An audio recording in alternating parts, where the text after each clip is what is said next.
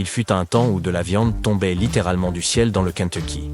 En 1876, les habitants d'Olympia Springs vaquaient à leurs occupations quotidiennes, quand soudain, de la viande a commencé à tomber du ciel par temps clair.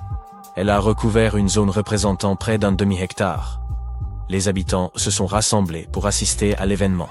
Certains, plus audacieux, ont osé goûter la viande pour deviner son origine. Avec le temps, la plupart des gens se sont désintéressés de la chose. Toutefois, un scientifique dévoué a proposé une explication intrigante. La viande proviendrait de vautours. Il s'avère qu'il aurait pu s'agir d'une grande quantité de vomi de rapaces, Burke. Quand ils sont en détresse, les vautours ont tendance à évacuer la nourriture de leurs estomacs. Cela les rend plus légers et leur permet de s'échapper rapidement. L'état de la viande en décomposition combiné à cette théorie pourrait expliquer le mystérieux événement. Et ce n'est pas la seule chose étrange qui soit jamais tombée du ciel. Les pluies d'origine animale sont une réalité, et il peut pleuvoir des poissons ou même des grenouilles. En 1994, une substance semblable à de la gelée s'est abattue sur le sol d'Oakville. La gelée des étoiles était une étrange substance visqueuse. Elle a causé chez presque tous les habitants des symptômes similaires à ceux de la grippe. Des experts ont analysé la substance et ont découvert qu'elle contenait des globules blancs humains et 2 types de bactéries. L'une d'elles pouvait être trouvée dans le système digestif humain. L'origine de la substance et son lien avec ces symptômes grippaux demeurent inconnus. Contrairement à la croyance populaire, attribuant son origine aux cieux, la gelée stellaire peut avoir diverses sources. Elle pourrait provenir des oviducts des grenouilles ou se former par l'agrégation de créatures aquatiques visqueuses. Certains types de champignons, en particulier lorsqu'ils sont en état de décomposition, peuvent prendre une consistance semblable à de la gelée. Et même les moisissures peuvent présenter des caractéristiques similaires. Maintenant, imaginez avoir peur des araignées, et puis assister à ceci. Dans l'est du Brésil, il y a eu un cas d'araignée tombant du ciel. À vrai dire, les pluies d'araignées ne sont pas aussi insolites que vous pourriez le penser. Cela s'est produit dans des régions comme la Floride, l'Argentine et d'autres parties du globe. Il s'avère qu'il existe une espèce d'araignée, l'Anelosimus eximius, qui vit et chasse avec ses congénères. Elle tisse une grande toile entre les buissons et les arbres pour attraper plus d'insectes. Mais un vent violent peut déchirer la toile et emporter les araignées dans les airs, donnant l'impression que les araignées tombent comme de la pluie. Le prochain article sur notre liste des choses bizarres qui tombent du ciel sont des balles de golf. Un jour, en septembre 1969, des golfeurs de Floride ont connu ce phénomène. Soudainement, des tonnes de balles de golf ont commencé à pleuvoir du ciel juste sur le terrain de golf. Des météorologues ont avancé qu'une tornade était passée près de la côte et avait aspiré l'eau d'un étang près du parcours de golf. La tornade aurait également attrapé un tas de balles en cours de route. Et lorsqu'elle s'est calmée, toutes ces balles sont retombées. Un autre cas intéressant s'est produit dans le nord-ouest de la côte pacifique des États-Unis. Cette pluie laiteuse a été apportée par une tempête de poussière sur un lac riche en sel de l'Oregon. Au début, les scientifiques pensaient que c'était dû à l'érosion éolienne des régions brûlées, mais cela ne correspondait pas à la direction du vent. Un autre indice était la composition de l'eau. Elle était similaire à celle d'un lac asséché. Ensuite, on a imaginé que cela pourrait provenir du lac Summer en Oregon. C'est un lac peu profond qui s'assèche pendant la saison chaude. Une tempête avec des vents violents avait frappé le lac la veille de cette fameuse pluie, soulevant peut-être de la poussière dans les airs. La pluie laiteuse a laissé un résidu blanc sur les voitures et les fenêtres à travers 15 villes différentes. La pluie sanglante ou pluie rouge peut sembler être l'intrigue d'un film d'horreur, mais elle est bien réelle. Cette pluie, qui ressemble à du sang, confond les gens depuis l'époque de l'Iliade. À l'époque, on pensait que c'était du vrai sang qui tombait du ciel, et c'était évidemment perçu comme un mauvais présage. Mais la science est intervenue pour éclaircir tout cela. Cette pluie est généralement causée par des choses assez inoffensives, comme de la poussière ocre ou des minusculous microorganismes flottants dans l'eau. Parfois, c'est l'œuvre de certains algus microscopicus. La neige pastèque pourrait sembler tentante, mais ce n'est pas une collation. Même en petite quantité, elle pourrait entraîner des problèmes de santé désagréables. L'algue Chlamydomonas nivalis colore réellement cette neige en rose. Contrairement aux algues habituelles qui préfèrent les étangs, celle-ci prospère dans la neige. On la trouve principalement dans les zones de haute altitude pendant l'été. Cette algue rend la neige rose rougeâtre, et ces taches sont souvent prises pour des taches de sang. Cette couleur rouge aide en fait à protéger l'algue des rayons ultraviolets. Il y a environ 2 millions d'années, un réservoir d'eau hautement salin est apparu sous le glacier Taylor d'Antarctique, isolé de la lumière, de l'oxygène et de la chaleur. Alors que cette eau chargée de sel s'infiltre lentement à travers une crevasse du glacier, elle réagit avec l'oxygène présent dans l'air. Cela crée une cascade de couleur rouille à couper le souffle. Un phénomène baptisé Blood Falls s'est formé dans ces conditions. C'est à la fois un spectacle impressionnant et une merveille scientifique. On ne peut se rendre au glacier qu'en hélicoptère ou en bateau, car il est situé dans un lieu à l'accès restreint. Le nom, Blood Falls, les cascades de sang, décrit parfaitement la scène. La vue d'un liquide écarlate qui s'écoule lentement, tachant la surface immaculée du glacier Taylor et du lac Bonnet en dessous. Malgré les apparences, la substance n'est pas du vrai sang ou de l'eau, teintée par des algues rouges, comme le supposait un des premiers explorateurs de l'Antarctique. Cette teinte ocre frappante émane d'un lac sous-glaciaire incroyablement salé, qui s'est trouvé isolé sous le glacier pendant des millénaires. En parlant de lacs et de plans d'eau, il existe un endroit insolite, appelé le Lake Hillier, en Australie occidentale. Il fait partie d'un groupe de lacs dont la couleur rose chewing-gum est frappante. Ce lac se trouve au bord de l'île du Milieu. Il est bordé d'une mince bande de sable et d'une magnifique forêt de niaoulis et d'eucalyptus. La teinte rose unique de ce lac est assez mystérieuse. Les scientifiques ne sont pas certains de l'origine de cette couleur. Certains pensent qu'elle pourrait être due à des algues microscopiques contenant un pigment rouge-orange ou à un autre type de micro-organisme. Une autre possibilité serait une forte concentration de crevettes roses. Les touristes apprécient souvent la vue à couper le souffle du lac Hillier depuis un hélicoptère ou un avion. Mais si vous vous y rendez, il présente une intéressante caractéristique. Le lac a beau être très salé, il n'est pas vraiment nocif. Vous pouvez donc y nager si vous le souhaitez. En raison de sa haute teneur en sel, vous y flotterez facilement, comme un bouchon dans l'eau. Égayons encore un peu l'ambiance. Le Parélie, avec son nom compliqué, est un spectacle rare et fascinant. Pour en être témoin, vous avez besoin d'un peu de chance et des bonnes conditions. Plus précisément, le soleil doit se trouver à un angle de 22 degrés. Le ciel devrait aussi présenter des nuages de type cirrus ou cirrostratus, lesquels contiennent des cristaux de glace. Lorsque tout s'aligne parfaitement, les nuages, le soleil et votre point de vue, vous aurez droit à un Parélie. Il est également connu sous le nom de faux soleil. Ce phénomène crée un effet impressionnant, où l'astre solaire semble être entouré par un halo géant de lumière. Vous verrez 2 soleils supplémentaires au bord de ce halo. Ces soleils supplémentaires semblent parfois plus petits que le vrai et peuvent avoir des pointes ou des couronnes qui en émanent. Enfin, voici un phénomène nouvellement découvert. Les lacs et rivières atmosphériques. Ils sont aussi intrigants que leur nom le suggère. Les rivières atmosphériques sont connues depuis un peu plus longtemps et sont tout à fait extraordinaires.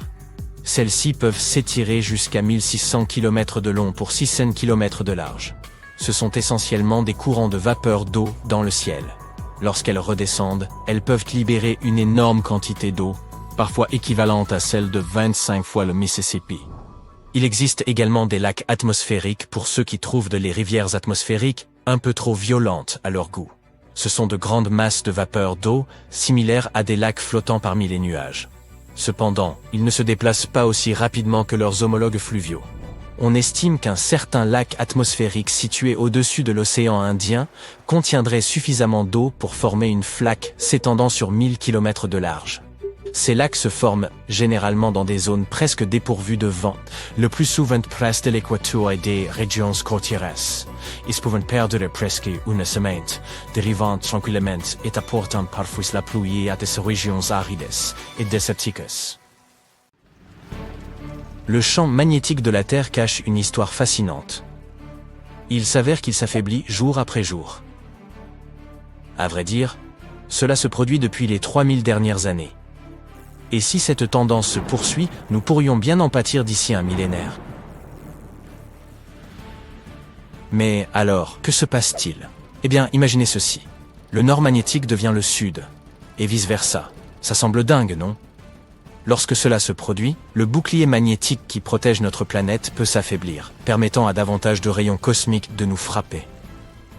Ces particules cosmiques à haute énergie peuvent causer des dysfonctionnements dans l'électronique de nos satellites et entraîner toutes sortes de catastrophes. La dernière fois qu'un tel renversement de polarité s'est produit, c'était il y a 772 000 à 774 000 ans. Heureusement, l'humanité peut compter sur ses membres les plus intelligents pour s'intéresser à l'histoire du champ magnétique terrestre. On prélève des carottes de sédiments du plancher océanique et on étudie la magnétisation des fossiles afin de déterminer quand ces bouleversements se sont produits dans le passé et quand ils pourraient se produire à nouveau. Un autre groupe de chercheurs étudie l'anomalie de l'Atlantique Sud. Une vaste région où le champ magnétique terrestre est environ 3 fois plus faible qu'il ne l'est au pôle. En utilisant les données de plusieurs satellites, ils tentent de déterminer ce qui cause cette anomalie et comment celle-ci pourrait évoluer à l'avenir. Cela pourrait nous donner un aperçu de la façon dont un champ magnétique affaibli peut affecter nos satellites et notre planète. Certes, notre génération ne sera pas là pour témoigner de ces changements, mais cela nous fait tout de même nous demander à quoi cette planète pourrait ressembler à l'envers, magnétiquement parlant, bien entendu. Les astronomes de la NASA ont également annoncé que dans 4 milliards d'années, notre galaxie de la Voie lactée connaîtrait un éclat spectaculaire. Après une collision cosmique qui chamboulera tout, on ne parle pas là d'un petit accrochage sans conséquence, mais d'une collision titanesque avec notre voisine, la galaxie d'Andromède. L'humanité devra bien se cramponner au plancher des vaches pour celle-ci, car notre Soleil pourrait être projeté dans une nouvelle région de la galaxie. Toutefois, la Terre et notre système solaire ne devraient pas être sérieusement affectés. Ça semble difficile à croire. Alors, comment cela se fait-il? Le télescope spatial Hubble a effectué des mesures rigoureuses des mouvements d'Andromède. Bien que les galaxies soient destinées à se percuter, les étoiles à l'intérieur de chacune sont si éloignées les unes des autres qu'elles ne devraient pas entrer en collision avec d'autres étoiles au cours de l'événement. Néanmoins, les étoiles seront projetées dans différentes orbites autour de leurs nouveaux centres galactiques. Selon les simulations, notre système solaire sera probablement éjecté beaucoup plus loin du noyau galactique qu'il ne l'est aujourd'hui. Maintenant, vous pouvez ranger vos télescopes. Nul besoin de compter les années. Cet événement est prévu d'ici environ 4 milliards d'années, donc les chances pour nous d'y assister sont inexistantes. Saturne perd ses anneaux. Heureusement, nous ne serons pas là pour assister à ce triste événement non plus. Apparemment, ces anneaux, sous l'influence du champ magnétique de Saturne, sont attirés vers elle sous la forme de pluie de particules de glace. Selon les recherches de la NASA, cette pluie d'anneaux draine une quantité d'eau qui pourrait remplir une piscine olympique toutes les demi-heures.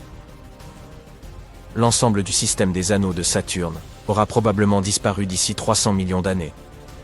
Les scientifiques pensent que nous sommes plutôt chanceux de pouvoir observer les anneaux de Saturne à l'heure actuelle, car ils semblent être au milieu de leur durée de vie. Mais si vous considérez que les anneaux qui orbitent autour des planètes sont tous temporaires, il y a donc une chance que nous ayons simplement manqué les majestueux anneaux de Jupiter, ou ceux d'Uranus et de Neptune. Ces planètes n'ont aujourd'hui que de minces annelés autour d'elles. Les scientifiques débattent depuis longtemps pour savoir si Saturne a été formé avec ses anneaux ou si la planète les a acquis plus tard dans son existence. De nouvelles recherches tendent à favoriser le second scénario, indiquant qu'ils sont peu susceptibles d'avoir plus de 100 millions d'années, alors que Saturne elle-même en a environ 4,5 milliards. Qu'est-ce qui a bien pu causer l'apparition de ces anneaux en premier lieu? Eh bien, il existe quelques théories. L'une d'entre elles suggère que les anneaux auraient pu se former lorsque de petits satellites glacés en orbite autour de Saturne sont entrés en collision. Peut-être parce que leurs orbites avaient été perturbées par l'attraction gravitationnelle d'un astéroïde ou d'une comète de passage. Qui sait à quoi les humains pourraient ressembler à l'avenir? Il est peu probable que nous observions des changements majeurs de notre vivant. Mais faisons un petit bond dans le futur et réfléchissons à ce que nous pourrions devenir. Deviendrons-nous des cyborgs avec toutes sortes d'implantes cybernétiques. Nous métamorphoserons-nous en une espèce hybride d'êtres biologiques et artificiels. Pour comprendre notre évolution future, nous devons jeter un coup d'œil à notre passé. Il y a 1 million d'années, l'Homo sapiens n'existait même pas. Il y avait bien quelques espèces similaires, comme l'homme de Néandertal. Si l'on se projette jusqu'à aujourd'hui, les humains sont devenus plus grands et plus robustes. Mais peut-être qu'à l'avenir, nous deviendrons plus petits pour économiser l'énergie, car on prévoit que notre planète sera de plus en plus peuplée.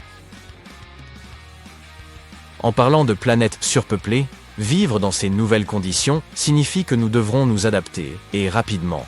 Nous interagissons constamment avec énormément de monde, et se souvenir des noms de chacun devient une compétence cruciale. Heureusement, la technologie pourrait nous aider avec des implants cérébraux qui amélioreront notre mémoire. À l'avenir, nous pourrions également arborer des technologies plus voyantes, qui feront partie intégrante de notre apparence. Imaginez avoir un œil bionique avec une caméra capable de visualiser différentes longueurs d'onde. Bien que prédire 1 million d'années dans le futur ne soit que pure spéculation, nous pouvons utiliser la bioinformatique pour effectuer quelques prévisions sur notre avenir proche. Les tendances démographiques suggèrent que les zones urbaines connaîtront une plus grande diversité génétique, tandis que les zones rurales deviendront de moins en moins diversifiées. Et qu'en est-il de l'espace? Si nous finissons par coloniser Mars, nos corps pourraient être altérés par la faible gravité. Peut-être développerons-nous des bras et des jambes plus longs, ou même des poils isolants, comme nos cousins néandertaliens. Dans le futur, notre Lune va aussi subir quelques changements dramatiques. Nous n'y assisterons pas non plus de notre vivant. D'ici environ 5 milliards d'années, ce coin de l'univers va connaître des changements majeurs. Pour l'instant, notre Soleil est tranquillement dans sa phase de séquence principale. Il brûle simplement de l'hydrogène comme si de rien n'était. À l'avenir, pendant sa phase de géante rouge, le Soleil va gonfler comme une baudruche, jusqu'à ce que son atmosphère atteigne et engloutisse notre chère Terre et sa Lune. Notre satellite naturel, qui s'éloigne déjà de la Terre, sera profondément perturbé par l'influence du Soleil. Son orbite sera si chamboulée qu'il finira plus proche de la Terre pendant la phase de nouvelle Lune que pendant la pleine Lune. Et ce n'est pas le pire. Si on la laisse seule, la Lune continuera à s'éloigner de la Terre jusqu'à ce qu'elle ait besoin de près de 50 jours pour nous orbiter. À mesure que le Soleil poursuivra son propre voyage, son atmosphère impactera la Lune et provoquera la dégradation de son orbite. En bout de compte, la Lune sera pulvérisée en un magnifique anneau de débris gravitant autour de la Terre. Nous parlons ici de toutes ces montagnes, de ces cratères et même des empreintes de pas et autres drapeaux que nous y avons laissés, tous dispersés à travers le champ de débris.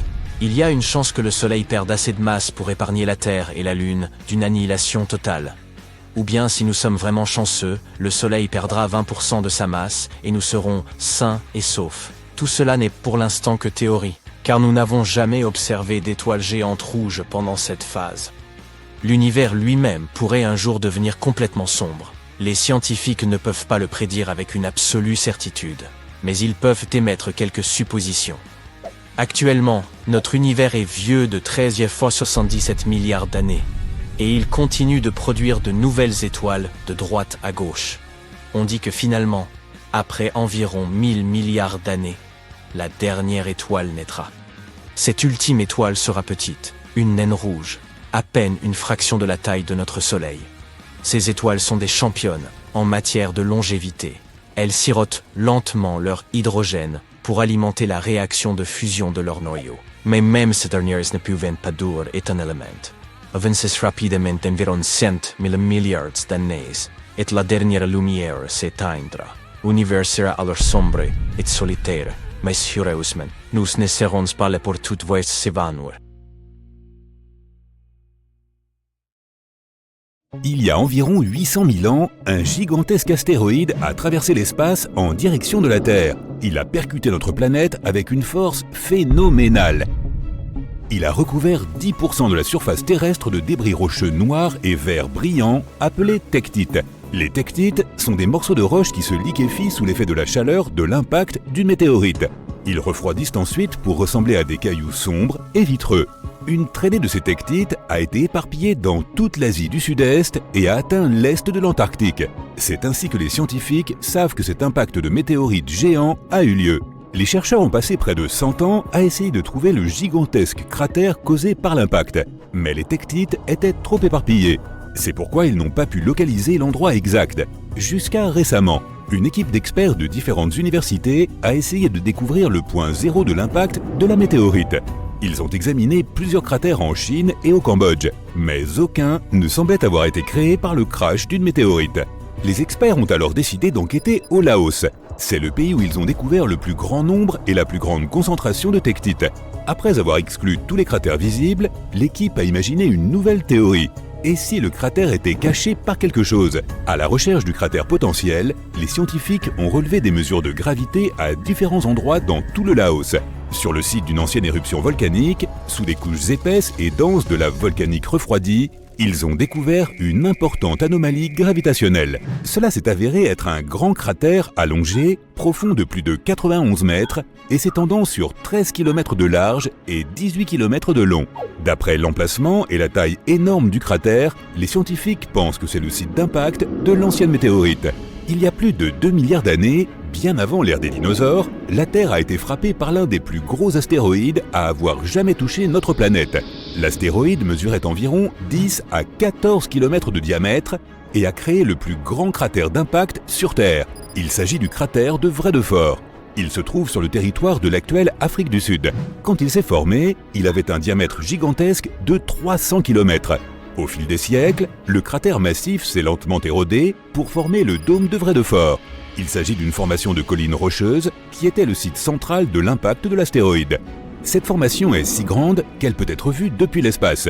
Aujourd'hui, le dôme de Vredefort est un site reconnu du patrimoine mondial. Il abrite aussi plusieurs villes et communautés qui encouragent les touristes à venir visiter l'ancien cratère. En 1943, un pilote s'est écarté de sa trajectoire de vol habituelle pour éviter des conditions météorologiques dangereuses. En survolant le Québec, au Canada, il a repéré un grand bassin parfaitement circulaire. C'est ainsi que le cratère Pingaluit a été découvert. Il y a environ 1,4 million d'années, une météorite est tombée à cet endroit, créant ce cratère d'impact petit mais profond. Il a un diamètre de 3 km et une profondeur de 400 mètres. Un lac d'un bleu profond s'est formé au fond du cratère. On dit que ce lac contient l'une des eaux les plus pures du monde, car il n'a ni entrée ni sortie. Cela signifie que le lac est uniquement rempli par les pluies et la fonte des neiges. Il abrite une espèce de poisson appelé omble chevalier. Le bassin de Sudbury se trouve également au Canada. Formé il y a plus d'1,8 milliard d'années, c'est l'un des plus grands et des plus anciens cratères d'impact du monde. Il est situé en Ontario. Mais l'impact de la collision a été si puissant que des débris ont été retrouvés à 800 km de là, dans le Minnesota. Contrairement à la plupart des cratères d'impact qui ont une forme circulaire, le bassin de Sudbury est ovale. Il mesure 62 km de long et 30 km de large. Le site d'impact original aurait pu avoir une profondeur énorme de 16 km, mais sa version moderne est beaucoup moins profonde. L'astéroïde qui a créé le bassin transportait une forte concentration de minéraux naturels. Cela a rendu le sol du cratère incroyablement fertile. Aujourd'hui, ce sol abrite de nombreux vergers et potagers. La formation unique du cratère du bassin de Sudbury a été utilisée pour entraîner les astronautes d'Apollo avant qu'ils ne se lancent dans leur mission sur la Lune. La météorite la plus célèbre de toutes est peut-être Chicxulub. C'est celle qui a causé l'anéantissement de 75% de toute la vie végétale et animale sur Terre, y compris les dinosaures.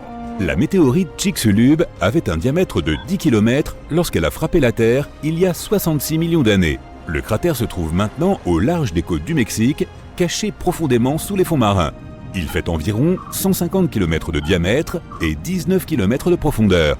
Récemment, les scientifiques ont réussi à forer profondément dans le plus haut sommet du cratère d'impact pour collecter des échantillons de roches. Ils ont découvert que la disparition des dinosaures n'était pas due à la taille géante de la météorite ou à l'ampleur de l'explosion, mais plutôt à cause de l'endroit exact où Chicxulub a frappé la Terre. La météorite a frappé une partie de notre planète qui était densément remplie d'un composé minéral appelé gypse.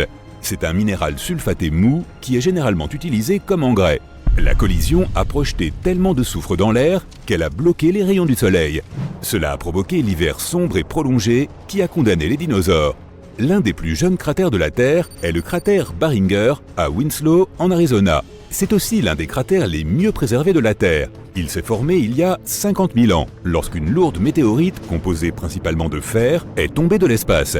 L'atmosphère de la Terre a à peine ralenti l'énorme morceau de métal. Il est entré en collision avec le sol avec une force incroyable. La météorite s'est vaporisée à l'impact, laissant très peu de reste. Le cratère laissé par cette puissante explosion a été nommé d'après l'homme qui l'a identifié en 1903. Il s'agissait d'un ingénieur des mines appelé Daniel Barringer. Le diamètre du cratère est de 1200 mètres et sa profondeur est de 170 mètres. La famille Barringer possède toujours le site de l'impact à ce jour. Il est possible de visiter le cratère et de faire une visite guidée de son pourtour. Le cratère Popigaï, en Sibérie, est l'un des plus intéressants de la Terre. Il y a plus de 35 millions d'années, l'impact d'un astéroïde a formé ce bassin massif. Le cratère mesure 100 km de diamètre, ce qui en fait le 4e plus grand cratère du monde. Ce cratère est unique car il abrite l'un des plus grands gisements de diamants du monde. La pression intense de la collision a transformé le graphite du site d'impact en diamant. Les scientifiques affirment que le cratère contient des milliards de carats de diamants, mais personne ne les a jamais exploités en raison de l'isolement du site et du manque d'infrastructures. En l'an 1530 avant Jésus-Christ, une météorite est entrée dans l'atmosphère de la Terre avant de se briser en morceaux. Les fragments brûlants de la météorite sont tombés en pluie sur la Terre et se sont écrasés sur la surface de la planète. En conséquence, un groupe de cratères est apparu sur une petite île estonienne, Saaremaa. Le plus grand cratère est un cercle parfait de 110 mètres de large. Il a une profondeur de 21 mètres et est rempli d'eau. 8 petits cratères apparus lors de la collision se trouvent dans un rayon de 800 mètres autour du cratère principal. L'impact des fragments de météorites a provoqué l'embrasement des arbres de l'île. Presque toutes les forêts ont brûlé. Heureusement, les bois ont désormais repoussé et les cratères sont devenus une destination de randonnée populaire pour les touristes. Il y a environ 200 millions d'années, une météorite a frappé la région que nous connaissons aujourd'hui sous le nom de Québec, au Canada. Cette collision a créé le 6e plus grand cratère d'impact au monde. Il avait un diamètre de 64 km, mais au fil des siècles, le bord extérieur du cratère s'est rempli d'eau. On l'appelle maintenant le réservoir de Manicouagan. Le lac du cratère d'impact est si grand qu'il peut être vu depuis l'espace. Et sa forme étrange a donné au lac son surnom, l'œil du Québec. Le plus vieux cratère de météorites du monde se trouve en Australie occidentale. Le cratère de Yarabuba a 2,2 milliards d'années. Le site d'impact est si ancien que le cratère d'origine s'est complètement érodé. Le diamètre du cratère de Yarabuba était d'environ 30 à 70 km. Les scientifiques ont réussi à déterminer l'âge du site d'impact en analysant les anciens cristaux et minéraux trouvés dans le cratère. Hey, tu as déjà assisté à un arc-en-ciel de feu ? Ouais, moi non plus. Et un arc circum-horizontal. Je ne pense pas, mais juste pour que tu saches, c'est la même chose. À première vue, ça ressemble à un tableau, ou à une grande trace dans le ciel aux couleurs de l'arc-en-ciel. Malgré leur nom, ils n'ont rien en commun avec le feu ou la pluie. Ce phénomène se produit en de rares occasions lorsque le soleil brille à travers une certaine formation de nuages chargés de glace. Les halos aux couleurs de l'arc-en-ciel sont tout aussi uniques. Là encore, un type spécifique de cristaux de glace doit être présent dans les nuages pour que la surface de la Terre courbe la lumière du soleil en un anneau parfait. La même chose peut se produire avec la lumière de la Lune. La seule différence étant que les halos lunaires sont généralement blancs et que les halos solaires peuvent être aux couleurs de l'arc-en-ciel. Lorsque tu visites des régions de haute altitude, tu peux être l'un des rares chanceux à apercevoir des pénitents de neige. Il s'agit en fait de pics de glace constitués naturellement. Pour qu'ils se forment, il faut un environnement vraiment froid, en hauteur et où l'air soit sec. La lumière du soleil transforme directement la glace en vapeur plutôt que de la faire fondre en eau. Et c'est pourquoi ces lames de neige et de glace commencent à apparaître à la surface de la Terre. Aussi gracieuses qu'elles puissent être, elles peuvent finir par atteindre une hauteur de près de 5 mètres. Que se passe-t-il lorsque de petites gouttelettes de lave rencontrent le vent ? Eh bien, ce sont les cheveux de Pelée. Laisse-moi t'expliquer. Le mot Pelée vient de l'ancienne déesse hawaïenne des volcans. Chaque fois que le vent emporte de petites gouttes de lave, il les étire pour former des brins semblables à des cheveux, un peu comme dans le processus de création d'un fil de verre. Ces brins délicats peuvent s'étirer jusqu'à 2 mètres. En de rares occasions, il peut pleuvoir sans aucun nuage. Mais est-ce vraiment de la pluie ? Examinons les aspects scientifiques de ce phénomène rare. On l'appelle parfois une averse de soleil car on a l'impression que la pluie tombe tout droit de notre astre. Mais soyons clairs, il est impossible que de la pluie tombe directement du soleil. Les nuages de pluie se trouvent à une certaine distance de l'endroit où il pleut. Lorsque les rayons du soleil sont orientés d'une certaine façon, les nuages se retrouvent hors de vue. Ajoute un peu de vent pour souffler la pluie dans ta direction et abracadabra, on obtient des averses en plein soleil. En Bolivie se trouve un endroit appelé le Salar d'Uyuni. C'est le plus grand désert de sel au monde, mesurant environ 10 580 km². C'est également là que se trouve la moitié du lithium de la planète, un élément crucial dans la fabrication des batteries. Mais qu'y a-t-il d'autre de si spécial dans cet endroit ? Chaque fois que la saison des pluies arrive, elle transforme cette étendue de terre plate en un lac miroir parfaitement réfléchissant. Qu'est-ce qui te vient à l'esprit quand tu entends parler de cascade de sang? Un film d'horreur? Mouah! Eh bien, il s'agit tout simplement d'une série de chutes d'eau situées dans l'une des régions les plus sèches de l'Antarctique. Elles émergent d'un lac souterrain rempli d'un certain type de bactéries. Ces petits organismes utilisent des sulfates comme nutriments au lieu de sucre, ce qui les rend fascinants pour les scientifiques.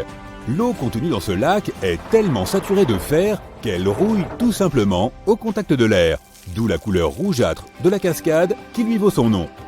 Ok, nous connaissons tous la chanson Rose du désert de Sting, mais elle n'est pas totalement imaginaire. Il existe bel et bien une chose appelée la rose des sables. Il ne s'agit pas d'une plante, mais d'une formation unique de gypse. Elle se développe dans des endroits secs et sablonneux qui peuvent être occasionnellement inondés. Ce passage constant entre un environnement humide et sec permet aux cristaux de gypse d'émerger entre les grains de sable, les emprisonnant dans une forme de rose. Tu as déjà entendu parler de l'œil de l'Afrique? Les scientifiques essaient toujours de comprendre comment il s'est formé. Tu ne peux le voir que si tu le survoles, mais il s'agit en fait d'un dôme naturel. La structure de Richat, formée il y a environ 100 millions d'années. Et non, je n'étais pas là à l'époque. Elle a un diamètre approximatif de 40 km et se compose de plusieurs anneaux concentriques. Le plus grand, ou la zone centrale, mesure environ 30 km de diamètre. Les astronautes ont été parmi les premières personnes à le remarquer, et elle a été abondamment étudiée depuis. Aujourd'hui encore, lorsque les astronautes atterrissent en Floride, ils savent qu'ils sont presque chez eux lorsqu'ils aperçoivent l'œil de l'Afrique. L'un des arbres les plus joliment colorés du monde se trouve aux Philippines et en Indonésie. On l'appelle l'eucalyptus arc-en-ciel. Il doit son nom à son écorce qui change de couleur et se détache au fur et à mesure que l'arbre vieillit. L'écorce vert vif est la plus jeune car elle regorge de chlorophylle que l'on trouve habituellement dans les feuilles. Elle passe ensuite au violet puis à la couleur rouge. Enfin, elle devient brune à mesure qu'elle grandit et perd sa chlorophylle. Ne te fais pas d'illusions en pensant qu'il y a là une forêt tout entière. Il s'agit en fait d'un seul arbre. Et non, ce n'est pas non plus une sorte d'illusion d'optique. Laisse-moi t'expliquer.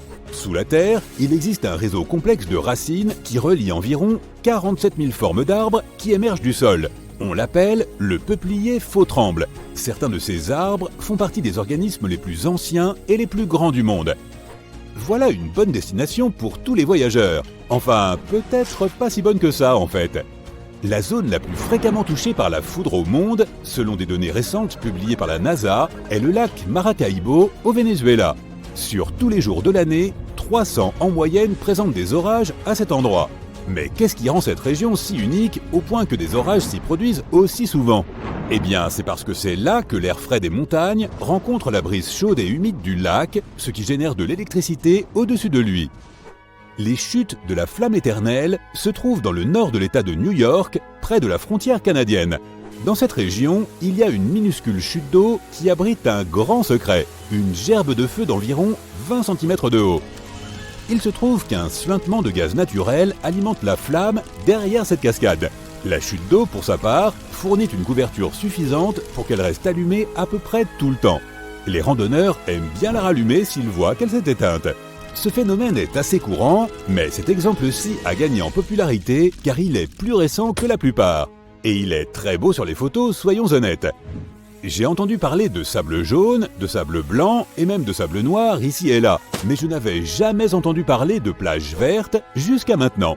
Papacoela, également connu sous le nom de Green Sand Beach, est situé à Hawaï et c'est l'une des rares plages au monde à présenter du sable vert. Cette coloration unique provient de la roche olivine qui s'est formée lors de l'éruption d'un volcan voisin. Et à vrai dire, à Hawaï, ce ne sont pas les volcans qui manquent. Oublie les sables verts car certaines autres plages du monde peuvent même briller la nuit, et c'est complètement naturel. Le responsable, une petite chose appelée le phytoplancton, ou microalgues comme on les appelle parfois. Ce sont en fait de petites plantes qui contiennent de la chlorophylle et ont besoin de la lumière du soleil pour vivre et se développer. La plupart des sortes de phytoplancton sont capables de flotter dans la partie supérieure de l'océan, où la lumière du soleil peut encore les atteindre sous l'eau. Lorsque le phytoplancton est agité par le mouvement des vagues et des courants, il émet de la lumière, ce qui donne l'impression que certains brillent pendant la nuit. On trouve ces micro-organismes particuliers sur les plages de nombreux endroits du monde, comme les Maldives, Porto Rico et les Everglades. Au pied d'une montagne située à proximité d'Afton, dans le Wyoming, se trouve une petite rivière appelée Source intermittente. Il n'en existe que quelques-unes dans le monde entier. Mais qu'est-ce qui rend ce petit filet d'eau si mystérieux ? Peut-être le fait qu'il commence et s'arrête toutes les quelques minutes. Les scientifiques n'ont pas encore trouvé la raison précise de ce phénomène. Ils pensent qu'il s'agit simplement d'un effet de siphon qui se produit dans les profondeurs du sol et qui fait que la rivière commence et s'arrête fréquemment. Si tu as envie d'y jeter un coup d'œil, assure-toi de le faire à la fin de l'été, car c'est à ce moment-là que la source intermittente est la plus active. Enfin, pour le coup, ce n'est qu'une façon de parler. En Russie, sur les rives de la mer Baltique, se trouve un parc national énigmatique. La forêt dansante est un endroit qu'aucun scientifique n'a réussi à expliquer jusqu'à présent. Les pins y sont tous courbés et tordus en boucle et en spirale. Cette forêt n'existe que depuis le début des années 60, époque à laquelle les arbres ont été plantés afin de rendre plus stable le sable des dunes de cette zone. Selon une théorie, c'est le manque de stabilité des sols qui aurait provoqué la déformation des pins. D'autres théories mettent ces arbres tordus sur le compte de la puissance des vents ou encore de forces surnaturelles. Selon certains, des énergies positives et négatives convergeraient dans la forêt, provoquant ces formes étranges. Une légende locale dit qu'en passant dans le cercle d'un arbre, on ajoute une année à sa vie, ou que l'on peut faire un vœu. J'aime bien cette légende. Et puisqu'on parle d'arbres bizarres, il y en a un qui pousse dans la région du Piémont, en Italie. Si tu fais le voyage, tu verras un cerisier qui a grandi au sommet d'un mûrier. Et le plus étrange, c'est que les deux arbres sont en parfaite santé. Une tempête permanente fait rage au pôle nord de Saturne, et sa forme est très étrange. Elle est hexagonale. C'est probablement dû au gradient des vents. La longueur totale de cette configuration nuageuse est de 14 500 km, ce qui représente environ 1900 km de plus que le diamètre de la Terre. Cela fait des années que l'on observe cet hexagone, mais le plus mystérieux est qu'il change de couleur. Il était autrefois turquoise et il a récemment pris une teinte dorée. La raison de ce changement de couleur est que le pôle se trouve progressivement exposé à la lumière du soleil à mesure que les saisons changent. La pluie n'est pas une chose rare à Oakville, dans l'État de Washington, mais celle qui tomba un jour sous la forme de grumeaux de gelée est encore à ce jour sans explication précise. On assista à cette étrange pluie sur une zone d'environ 58 km². Ceux qui s'en approchèrent ressentirent plus tard des symptômes semblables à ceux de la grippe. Qu'étaient-ce donc ces grumeaux ? Des scientifiques affirmèrent qu'ils contenaient des globules blancs humains. Des tests ultérieurs récusèrent cependant la présence de noyaux caractéristiques des leucocytes. Certains dirent ensuite qu'il pouvait s'agir de méduses évaporées ou peut-être même de déchets provenant d'un avion de ligne. Les pierres glissantes, également appelées pierres mouvantes, se déplacent toutes seules dans le parc national de la Vallée de la Mort en Californie, laissant de longues traces dans la terre et le sable sur leur passage. Diverses séquences en accéléré ont été réalisées afin de témoigner de l'étrange phénomène. Les scientifiques ont même installé des navigateurs GPS sur certaines pierres afin de démontrer leur vitesse considérable. Selon plusieurs chercheurs, ces déplacements seraient dus aux fines couches de glace qui se forment pendant la nuit dans la vallée et font glisser les pierres avant de fondre ensuite pendant la journée. Mais peut-être que quelqu'un écoute tout simplement les Rolling Stones dans le coin. Non, probablement pas. Le cratère de Batagaïka, en Sibérie, ressemble à l'entrée des enfers. Il fait environ 1 km de long et plus de 86 mètres de profondeur, mais il ne cesse de croître. Plus il s'approfondit, plus il expose ses couches souterraines. Ces strates nous révèlent à quoi ressemblait notre planète il y a des milliers d'années, et les dépressions nous renseignent sur les climats d'autrefois. Le cratère est apparu dans les années 60 à l'occasion d'une rapide déforestation. Les arbres ne jetaient plus d'ombre sur le sol et la chaleur a augmenté. La fonte du permafrost a ensuite entraîné la formation du cratère. Le bourdonnement de Taos, au Nouveau-Mexique, rend les habitants de cette ville complètement dingues depuis les années 1990. Ce bruit à basse fréquence prive les gens de sommeil et les épuise. Des scientifiques ont essayé de trouver la source de ce bourdonnement en vain jusqu'à présent. Divers bourdonnements ont également été entendus au Royaume-Uni, en Australie, au Canada et dans d'autres régions des États-Unis. Heureusement, seulement 2% de la population mondiale est capable de les entendre. On attribue leur cause aux appareils mécaniques, à différentes perturbations du système auditif et même à certains animaux. Le bourdonnement de West Seattle, par exemple, a été attribué à des poissons-crapauds. Le cercle de fées, aussi appelé rond de sorcière ou mycélium annulaire, est une mystérieuse formation circulaire de champignons qui apparaît dans les prairies et les zones forestières. Les raisons pour lesquelles ces champignons s'alignent de cette façon font l'objet de nombreux débats. Selon certaines superstitions, les fées, en dansant, brûleraient les sols, ce qui provoquerait une croissance rapide des champignons. On a découvert au Costa Rica un ensemble d'environ 300 sphères mégalithiques. Les habitants les appellent las bolas, ce qui signifie simplement les boules en français. Ces pierres sont presque parfaitement rondes. Certaines d'entre elles sont énormes, pesant jusqu'à 16 tonnes. Par ailleurs, elles sont faites de différents matériaux, de gabbro, de calcaire et de grès. Elles étaient jadis placées juste devant la demeure des chefs, mais leur origine nous est encore inconnue. Certains prétendent que ces pierres seraient originaires de l'Atlantide. Ouais. Si tu vas voir le Mékong fin octobre, tu auras la chance d'apercevoir des boules lumineuses surgir de l'eau et s'élever dans les airs. Les habitants de la région appellent ces boules lumineuses « boules de feu des Nagas ». La taille des feux varie. Ces boules rougeâtres peuvent être aussi petites qu'une étincelle et aussi grandes qu'un ballon de basket. Il peut y avoir des dizaines, voire des milliers de boules chaque nuit. Les scientifiques ne disposent d'aucune explication précise concernant ce phénomène, mais il pourrait être dû aux gaz inflammables dégagés par les marécages. Certains habitants superstitieux pensent qu'elles sont dues à un serpent géant qui vit dans le fleuve. Au Minnesota, sur la rive nord du lac supérieur, se trouve un parc surtout connu pour abriter le Devil's Kettle, ou bouilloire du diable. Il s'agit d'une chute d'eau qui se sépare en deux. Une partie de la rivière continue, tandis que l'autre partie disparaît dans un trou du sol. Si tu jettes un objet dans la bouilloire du diable, il ne réapparaîtra pas. Les scientifiques ne savent toujours pas où va l'eau qui tombe dans le trou. La Devil's Kettle est considérée comme dangereuse parce qu'il est presque impossible d'en retracer le cours. Et oui, pas le meilleur endroit où faire du tubing. Les grugnons sont des poissons connus pour leur étrange rituel d'accouplement. Les femelles sortent de l'eau et grimpent sur la rive. Elles enfoncent leur queue dans le sable pour y pondre des œufs. Après fécondation par les mâles, les œufs restent cachés dans le sable. La marée haute arrive et emporte à la mer les petits qui viennent d'éclore. Les scientifiques ne parviennent toujours pas à expliquer ce mode de reproduction. Les habitants de la campagne du centre de la Norvège, au-dessus de la vallée d'Esdalen, peuvent souvent voir des lumières flottantes blanches, jaunes et rouges traverser le ciel. Ces lumières apparaissent de jour comme de nuit et dans les années 80, elles furent même aperçues entre 15 et 20 fois en une seule semaine. Les lumières d'Esdalen peuvent durer quelques secondes et parfois plus d'une heure. Les lumières bougent, semblent flotter ou même se balancer. Certains scientifiques pensent que c'est de la poussière de fer ionisée qui est à l'origine de ces lumières. D'autres disent que le phénomène est dû à une combustion de sodium, d'oxygène et d'hydrogène. Mais la plupart des gens pensent qu'il s'agit tout simplement d'avions. Le parc de Yellowstone possède un célèbre lac bouillonnant, mais ce n'est pas le seul endroit au monde où l'eau est naturellement en ébullition. Au plus profond de l'Amazonie se trouve la rivière Chaney-Timpishka, longue de 6,5 km et chaude en permanence. Son nom signifie « bouillie par le soleil ».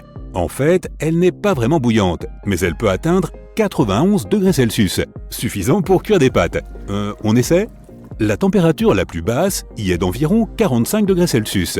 Ce phénomène est inexplicable, étant donné qu'il faudrait que la rivière se trouve à proximité d'un volcan pour que l'eau atteigne de telles températures. Or, le volcan le plus proche se trouve à 640 km de distance. Autre possibilité, une faille souterraine. Dans l'ouest du Venezuela, les personnes qui vivent près du fleuve Catatumbo n'ont pas peur de la foudre, car ils la voient presque toutes les nuits. Cela commence vers 19 h et ne s'arrête pas avant l'aube. La foudre éternelle du Catatumbo s'est arrêtée une fois pendant quelques mois, de janvier à mars 2010. C'était probablement dû à la sécheresse, ou peut-être qu'il n'y avait plus d'électricité. En 1991, un scientifique a suggéré que le phénomène se produisait en raison de la rencontre de courants d'air froid et chaud dans la région. Selon une autre théorie, la foudre pourrait être due à la présence d'uranium dans le substrat rocheux. En parlant d'éclairs, je dois filer. Salut! Des rochers qui dévalent les pentes d'un volcan en éruption, qui poussent d'autres rochers plus gros sur leur chemin et qui finissent par tomber dans l'océan en une énorme cascade, provoquant une vague d'une hauteur jamais vue auparavant. C'est ce qui pourrait se produire si le Helena Slump de la grande île d'Hawaï tombait dans l'eau. Le volcan Kilauea est loin d'être en sommeil. La dernière éruption a eu lieu en 2018. Ces éruptions sont généralement accompagnées de tremblements de terre de différentes magnitudes. Et à chaque tremblement de terre, les roches de magma sur les pentes du volcan se déplacent vers le bas. Ces formations rocheuses sont appelées slumps. Et l'Ilina Slump est le plus connu d'entre eux. En 1868, l'effondrement de ce slump a provoqué un raz-de-marée de 18 mètres de haut.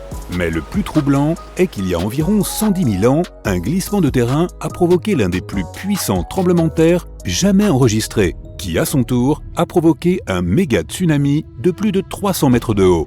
Les scientifiques craignent qu'un tel événement ne se reproduise à l'avenir. Si cela se produisait, la vague pourrait engloutir l'ensemble d'Hawaï et atteindre facilement les côtes d'Amérique du Nord et du Sud. Les géologues s'empressent cependant de rassurer les gens en expliquant qu'un tel glissement de terrain est peu probable dans un avenir proche. Il est tout simplement trop tôt pour cela. Mais lorsqu'il se produira, les conséquences seront catastrophiques. Bonne journée! Le parc national de Yellowstone, dans l'ouest des États-Unis, est célèbre dans le monde entier pour ses paysages éblouissants et en particulier pour le Grand Prismatic Spring, coloré, qui se trouve en son cœur. Mais nous devons tous rester conscients que Yellowstone est avant tout un énorme caldeira, en fait, un super-volcan endormi. La différence entre un volcan ordinaire, comme le Kilauea d'autrefois, et un supervolcan est que ce dernier est des milliers de fois plus puissant. Imagine une éruption crachant des tonnes d'énormes rochers et des rivières de lave en fusion, pompant des nuages de cendres qui font que les pays interrompent les voyages aériens pendant des semaines. Et maintenant, multiplie tout cela par 1000. Voici à quoi ressemblerait une éruption à Yellowstone. Au début, une énorme zone au milieu du parc national tremblerait, s'effondrerait, puis serait propulsée vers le haut en une explosion de plusieurs mégatonnes. Des coulées de lave et des roches magmatiques couvriraient une superficie d'environ 100 km², soit la moitié de Washington DC. Mais le plus grand danger est la cendre volcanique. Le panache de cendres s'élèverait à des kilomètres au-dessus et serait emporté par le vent dans toutes les directions. Comme l'éruption serait loin d'être ordinaire, la distance de propagation et les dégâts seraient également beaucoup plus importants que d'habitude. La cendre est épaisse et lourde, de sorte qu'elle couvrirait une vaste zone, détruisant les cultures et même les bâtiments. Pire encore, elle se répandrait dans l'air et bloquerait le soleil, entraînant une baisse drastique de la température et un hiver artificiel. Même les volcans réguliers peuvent faire baisser les températures mondiales de quelques degrés. Un supervolcan peut potentiellement provoquer une nouvelle ère glaciaire. Heureusement, les chances que le supervolcan de Yellowstone entre en éruption dans un avenir proche, ou même lointain, sont extrêmement faibles. Il n'y en a eu que 3 dans l'histoire de la Terre, et rien n'indique qu'une telle catastrophe devrait se reproduire. Les scientifiques estiment la probabilité à 0,00014%, ce qui est inférieur aux chances qu'un astéroïde nous anéantisse tous. En parlant de cela, si les dinosaures pouvaient parler, et bon, s'ils étaient vivants au passage, ils te diraient que la menace des astéroïdes est tout à fait réelle. Les scientifiques de la NASA affirment avoir suivi 90% de tous les astéroïdes géocroiseurs de taille importante, et aucun d'entre eux n'est préoccupant. Mais il en reste encore 10%. De plus, les astéroïdes peuvent modifier leur trajectoire en raison de l'attraction exercée par d'autres corps célestes et finir par se diriger vers nous. Quelle chance! Si un astéroïde assez grand, de l'ordre de 1,6 km, touche la Terre, il provoquera d'abord une explosion assez puissante pour raser une douzaine de grandes villes en quelques secondes. Ensuite, l'impact soulèvera un nuage de poussière et de débris qui bloquera le Soleil, tout comme le nuage de cendres d'un volcan, et provoquera un hiver de plusieurs siècles sur toute la planète. Mais même s'il tombe dans l'océan, ce qui est plus probable, la vague qui en résultera s'élèvera à plusieurs kilomètres de hauteur, balayant les villes côtières de la surface de la planète. Mais au moins, il n'y aura pas de nouvelle ère glaciaire. Bien que les scientifiques soient pratiquement sûrs qu'une telle menace n'existe pas dans un avenir proche, on ne peut pas l'exclure complètement, et l'humanité a besoin d'au moins 5 ans pour se préparer à cet événement. Si un gros astéroïde proche de la Terre change soudainement de trajectoire et se dirige droit vers notre planète, nous n'aurons aucune chance contre lui. Un film catastrophe, quelqu'un ? Une calamité beaucoup plus probable cependant repose juste sous nos pieds. C'est la faille de San Andreas, en Californie. La faille est prête à se rompre depuis des années maintenant, et les scientifiques estiment qu'un tremblement de terre de ce type est susceptible de se produire dans les 3 prochaines décennies. Et quand il se produira, ce ne sera pas beau à voir. Ils s'attendent à une magnitude de 8, ce qui est comparable à certains des tremblements de terre les plus dévastateurs de l'histoire. C'est d'autant plus dangereux que la Californie abrite certaines des villes les plus peuplées de l'ouest des États-Unis, dont Los Angeles et San Francisco. Les immeubles de grande hauteur y sont courants et ils sont particulièrement vulnérables aux tremblements de terre souterrains. Le tremblement de terre de San Andreas pourrait causer beaucoup de dégâts dans les villes et les campagnes. Dans le pire des cas, le sol pourrait se briser, détruisant les bâtiments, les fermes et modifiant complètement le paysage. Cependant, les scientifiques pensent que la probabilité d'un tel tremblement de terre n'est que de 7% pour les 30 prochaines années. Il y a donc une grande chance, 93%, que nous ne voyions jamais cela de notre vivant. Pourtant, il existe un autre risque de tremblement de terre pas si éloigné du précédent, le mégaséisme au Chili. Le pays se trouve juste au-dessus de la zone de subduction, une zone où deux plaques tectoniques se rencontrent et se superposent. Sur le lieu de leur rencontre, la tension s'accumule en raison de leur mouvement continu, et une fois que cette tension est trop forte, un tremblement de terre majeur se produit. Le Chili a connu de nombreux tremblements de terre ces dernières années, et les scientifiques s'inquiètent que ces derniers ne soient les préparatifs d'un tremblement de terre d'une ampleur beaucoup plus grande. Ils pensent qu'un grand tremblement de terre est prévu avant la fin du siècle, et qu'il pourrait être dévastateur pour la zone côtière. Des séismes encore plus petits ont provoqué des tsunamis qui ont inondé la côte ouest, et un énorme tremblement de terre comme celui-ci est susceptible de soulever une vague d'une hauteur incroyable.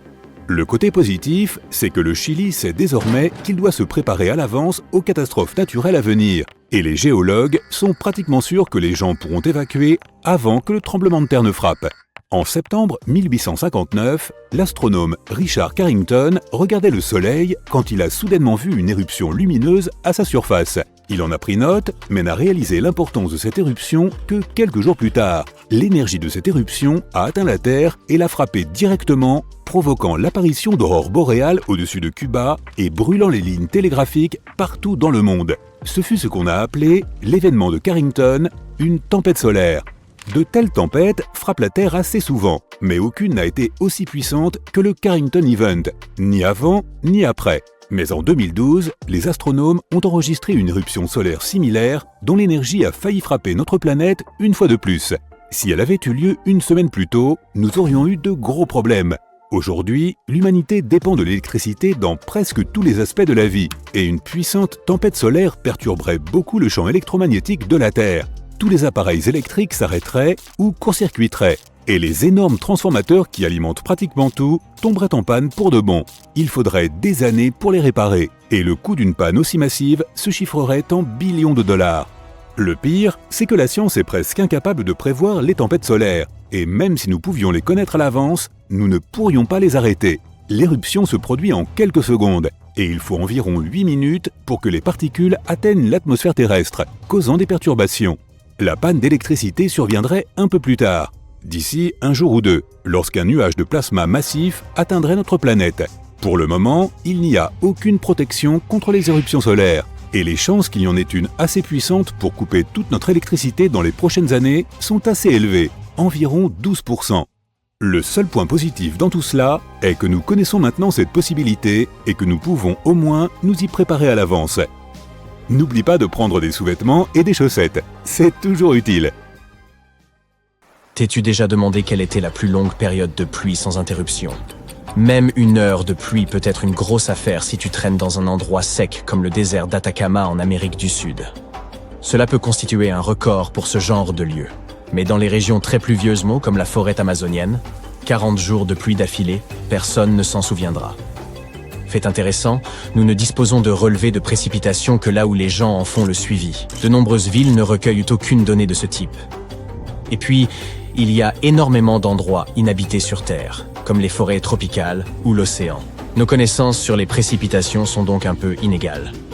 Si nous voulons parler de records, Hawaï en détient quelques-uns.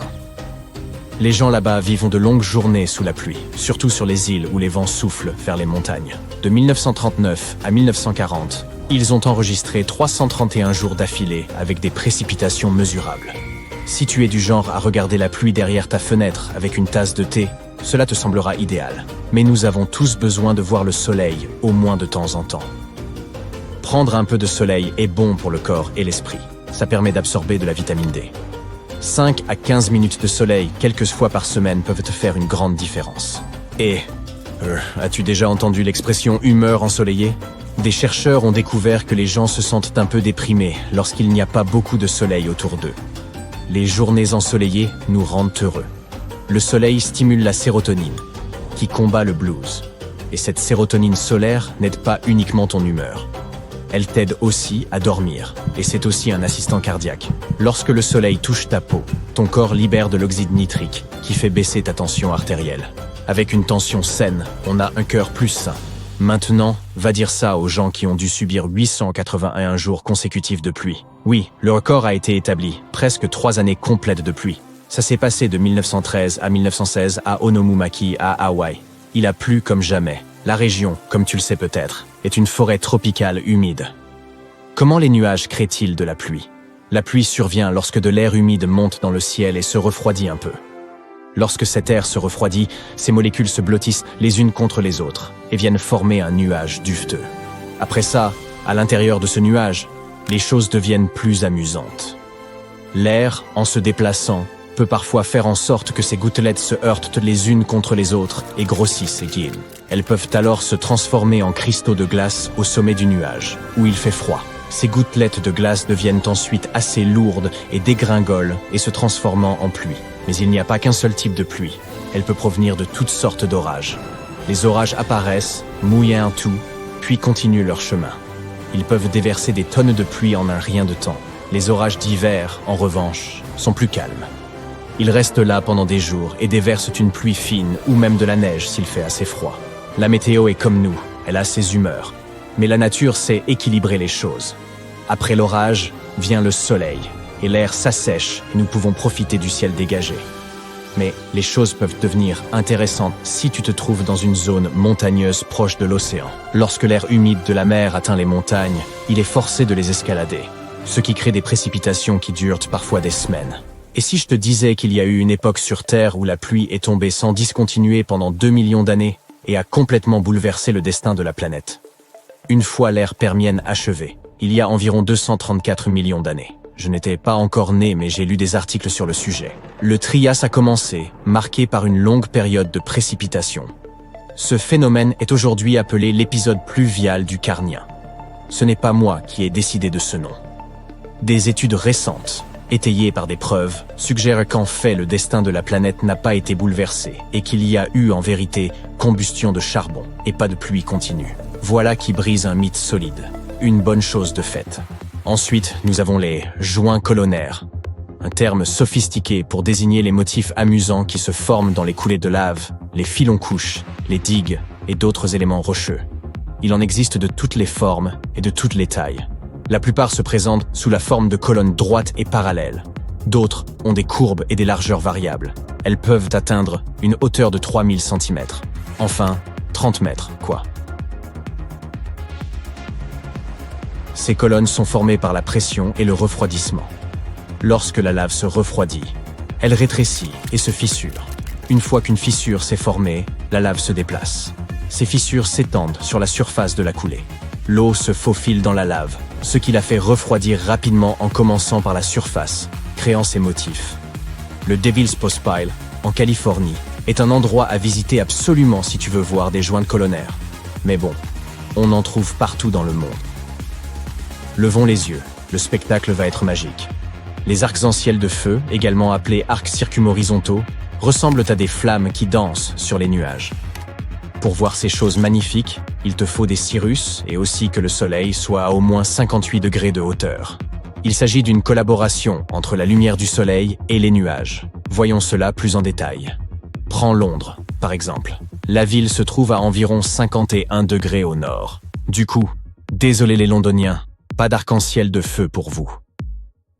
Maintenant, dirigeons-nous vers les eaux profondes pour voir les cercles de culture sous-marins. Il s'agit de motifs circulaires, géants, découverts en 1995 près des côtes sud du Japon.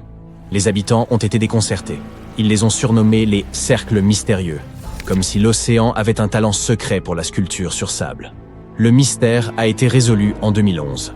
L'artiste improbable s'est avéré être un minuscule poisson globe d'à peine 13 cm de long. Les chercheurs ont découvert que les mâles passaient entre 7 et 9 jours à construire leur cercle en nageant et en utilisant leurs nageoires pour creuser des vallées dans le sol sablonneux. Ils décordent les sommets de leur création avec des morceaux de coquillages et de coraux, transformant ainsi leurs sculptures en chefs-d'œuvre. D'accord, ils ne le font pas pour l'amour de l'art. Ces cercles ont une fonction. le centre sablonneux du cercle sert de nid. En nageant, les mâles remuent tout ça, et ça attire le sable exactement à l'endroit désiré. Lorsqu'une femelle poisson-globe passe à la nage, le mâle virevolte et danse, faisant tourbillonner le sable autour de lui. Si elle est impressionnée et se dit que c'est un bad boy, elle pond ses œufs dans le cœur du cercle. Et voilà, une fin heureuse. Voyons maintenant les fleurs de givre. Tu as peut-être déjà vu de fines feuilles de glace qui ressemblent à des pétales et qui surgissent parfois des tiges des plantes. Elles sont à peu près aussi épaisses qu'une carte de crédit. Elles se forment lorsqu'il fait froid, que le sol est humide mais pas gelé, et les tiges des plantes non plus. Toutes les plantes ne produisent pas ces fleurs de givre. Il faut que les conditions soient réunies. Voici comment ça se passe. L'eau contenue dans la tige d'une plante est extraite du sol. Lorsqu'elle gèle, elle se dilate et fend la tige verticalement. Au contact de l'air froid, elle se transforme en glace. Au fur et à mesure que l'eau est aspirée par la fente, elle continue à pousser en de très fines couches de glace. La longueur de la fissure détermine si la fleur de givre ressemblera à un ruban fin ou à un ruban large. Et la façon dont elle s'enroule et se forme en pétales est aléatoire. La raison pourrait résider dans la différence de friction le long des côtés de la fente. Ces fleurs de givre sont uniques et délicates, et elles ne durent pas longtemps. Elles disparaissent rapidement. Pour les repérer, garde un œil sur les herbes hautes, en particulier dans les endroits peu tondus. La vernonie géante, les mûres, la Verbessina virginica sont de bonnes candidates. En 2009, les habitants d'Ishikawa au Japon ont vu tomber un type de pluie que personne n'avait jamais vu auparavant. Il pleuvait des têtards. La première explication fut que le vent ce jour-là était si puissant qu'il avait soulevé et emporté tous ces têtards dans les airs. La deuxième explication fut que de gros oiseaux comme les mouettes les avaient simplement lâchés en volant vers leur nid. Certains scientifiques pensent que ces créatures ont été soulevées du sol par une trombe marine et qu'elles sont retombées en pluie plus tard. D'ailleurs, ce jour-là, les gens avaient trouvé non seulement des têtards, mais aussi des grenouilles et des poissons à la place des flaques d'eau habituelles. Et oui, il peut aussi pleuvoir des vers. Certaines personnes prétendent même avoir vu des pluies de serpents. Au secours! C'était au printemps de 1876 dans le comté de Bath, Kentucky. Madame Crouch fabriquait du savon dans la cour de sa maison quand elle a soudain remarqué qu'il s'était mis à pleuvoir de la viande. Ce n'était pas de la viande hachée, mais de gros morceaux de viande de 7,5 cm de diamètre qui tombaient directement sur elle. 2 personnes eurent assez de courage pour goûter cette viande d'origine inconnue et elles dirent qu'elle avait un goût d'agneau ou de cerf. Mais ce n'étaient pas des experts en gastronomie car il s'agissait en fait de bœuf. Des phénomènes similaires ont été signalés en Europe également, et la seule explication logique à ces averses de viande est que les rapaces qui survolent le pays laissent parfois tomber des morceaux de leur déjeuner. Sans ce lest, leur corps est plus léger et ils volent plus facilement. Comme j'aimerais qu'il pleuve un jour de beignets. La pluie n'est pas un phénomène rare à Oakville, Washington, mais l'étrange averse qui s'abattit un jour sur ses habitants n'a toujours pas été expliquée. Au lieu des gouttes de pluie habituelles, les gens virent des boulettes translucides, ressemblant à de la gelée, tomber du ciel. On attesta de leur présence sur environ 50 km². Ceux qui se sont approchés de cette étrange pluie ont dit qu'ils se sentaient mal le lendemain. Des scientifiques ont étudié ces gouttes et se sont rendus compte qu'elles contenaient des globules blancs humains, mais d'autres tests ont montré plus tard que ce n'était pas vrai. Certaines personnes pensent qu'il pourrait s'agir de méduses évaporées ou simplement de déchets provenant d'un avion commercial. Une chose très semblable s'est produite en 2012 à Dorset, au Royaume-Uni. Pendant une tempête de grêle, des gens ont trouvé des boules de gélatine au milieu de grêlons. Des chercheurs ont recueilli ces boules gluantes et les ont stockées dans un réfrigérateur pour les étudier plus tard. Mais il s'est avéré que ce n'était pas nécessaire car elles ne fondaient pas à température ambiante. Personne n'est encore sûr aujourd'hui de l'origine de ces boules. La première explication fut qu'il s'agissait des œufs d'un animal aquatique transporté par des oiseaux dans le ciel. Des tests ultérieurs ont révélé que la substance gélatineuse était un produit chimique qui servait à l'imperméabilisation de nombreux articles commerciaux, comme les câbles. L'Australie est célèbre pour ses araignées et pour effrayer les gens. Celles-ci ont même appris à pleuvoir. Les pluies d'araignées sont une chose assez courante en Australie et elles sont dues à un mode de déplacement appelé le ballooning. Elles grimpent aux arbres, puis filent des brins de soie et se laissent ensuite emporter par le vent. En général, les gens ne les remarquent pas, mais quand il fait humide, des centaines d'araignées grimpent se mettre à l'abri. On dit que lorsqu'il pleut ou qu'il neige, il est possible d'apercevoir des araignées flotter avec leur toile comme de petites montgolfières. Si tu te rends un jour sur le Mékong, tu auras probablement la chance de voir des boules lumineuses sortir de l'eau et s'élever dans les airs. Les habitants les appellent les boules de feu des Nagas. Leur taille peut varier, elles peuvent être aussi petites qu'une cerise et aussi grandes qu'une pastèque. La nuit, tu peux voir des dizaines et parfois même des milliers de boules de feu. Les scientifiques ne savent pas encore expliquer ce phénomène, mais il s'agit probablement de gaz inflammables libérés par l'environnement marécageux. Pourtant, une superstition locale prétend que tout cela est dû à un serpent géant qui vit dans le fleuve. La trombe marine est une tornade qui ne se produit pas sur Terre mais sur l'eau. La vitesse de cette trombe peut être très élevée. L'eau est aspirée et partiellement tirée vers le haut. Même des poissons et des tortues sont entraînés dans les airs. En fait, les pluies de poissons peuvent aussi être expliquées par ce phénomène météorologique. La même chose peut se produire avec de la neige. Mais c'est vraiment rare. Il n'existe que 6 photos de trombes de neige, dont 4 ont été prises en Ontario. Ce phénomène météorologique nécessite que l'eau soit suffisamment chaude pour produire du brouillard et que la température de l'air soit très basse. C'est presque impossible. La lave est rouge, le ciel est bleu, je regarde sympa avec mes vieux. Pas mal, hein? Mais le fait est que la lave n'est pas forcément toujours rouge. Tu peux en avoir la preuve en regardant celle qui s'écoule du volcan Kawah Ijen, situé en Indonésie. Elle a une couleur rouge caractéristique pendant la journée, mais la nuit elle se teinte d'un bleu luminescent. Aucun mystère là-dedans, juste des tonnes d'acide sulfurique. Le cratère de ce volcan contient aussi le plus grand lac acide du monde. L'eau turquoise te donnerait presque envie de piquer une tête, mais tu as probablement déjà compris que ce n'est pas recommandé. Le feu de ce volcan est lui aussi bleu. Et c'est le plus grand feu bleu du monde. Il peut atteindre jusqu'à 5 mètres de haut. Dans certains endroits, l'eau peut ressembler à du verre. Les étangs de sel blanc ressemblent à des fenêtres ou même à des entrées vers un monde souterrain. Ils doivent leur apparence à l'évaporation du sel. On trouve ces lacs en France et en Inde. Mais les étangs salés de Cargill, dans la région de la baie de San Francisco, sont plus hallucinants encore en raison de leur couleur éclatante. Les nuances varient. Tu verras du bleu profond, du vert gazon, de l'orange, du rouge écarlate, du vermillon et même du magenta. Ces différences de couleurs sont dues au taux de salinité et aux minuscules micro-organismes qui vivent dans ces étangs. Sur le rivage de la mer Baltique, dans le district de Kaliningrad, en Russie, il y a un parc national énigmatique appelé la forêt dansante. Les pins y sont tous vrillés et tordus. La forêt n'est apparue qu'au début des années 60, lorsque les pins ont été plantés pour rendre le sable des dunes de cette zone un peu plus stable. C'est probablement l'instabilité du sable qui a fait que ces arbres ont poussé comme ça. Une autre raison pourrait être la puissance des vents. Certaines personnes affirment que tout cela est lié à un phénomène surnaturel. Elles disent que cette forêt est un lieu où les énergies positives et négatives se rencontrent. Les habitants croient que si quelqu'un grimpe dans l'un des anneaux de ces arbres, cela ajoutera une année supplémentaire à sa vie. Le bourdonnement de Taos au Nouveau-Mexique rend les habitants de cette ville fous depuis les années 1990. Un tel bourdonnement à basse fréquence ne te permet pas de dormir normalement. Des scientifiques ont essayé de trouver la source du bourdonnement, mais ils ont échoué. Ils l'ont attribué à des appareils mécaniques et même à des animaux. Le bourdonnement de West Seattle, par exemple, était lié au poisson crapaud. Différentes variations du bourdonnement ont également été entendues au Royaume-Uni, en Australie et dans certaines régions des États-Unis. Heureusement, seulement environ 2% de la population mondiale peut l'entendre. Les nuages noctulescents, ou nuages nocturnes lumineux, sont très rares, car premièrement, ils ne se forment qu'en été. Et deuxièmement, on peut les voir qu'à des latitudes comprises entre 50 et 70 degrés, au nord comme au sud.